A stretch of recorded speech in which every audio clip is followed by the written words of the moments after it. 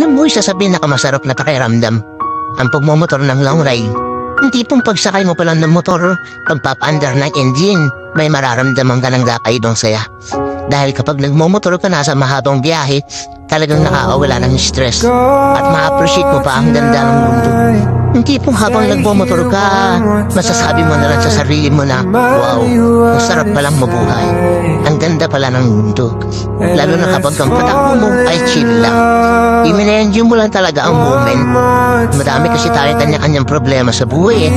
Pero pag nagmumotor ka na, makakalimutan mo ang problema mo.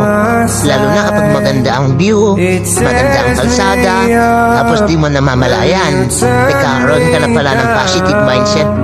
Dahil magaan ang pakiramdam mo eh. Kaya kapag stress ka na, kailangan mo lang din talaga minsan ng mahabang biyahe bilang isang pahinga. Ang weird, no?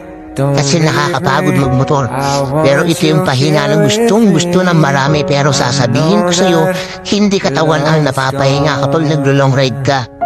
Kung di ang utak mo, kung di ang sarili mo mismo. Kaya deserve mo rin mag-enjoy.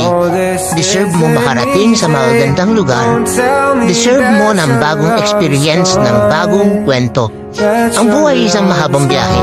Madami kang pagdadaanan, iba't ibang uri ng kalsada, malubak, mabuhangin, madulas. Kailangan mo lang din talagang mag-ingat. At pwede kang momento para magpahinga. Tapos, biyahe na ulit. So, paano ba yan? Hanggang sa muli. Ride safe always at huwag kakalimutan magdasal bago bumiyahe. Everyone's TV.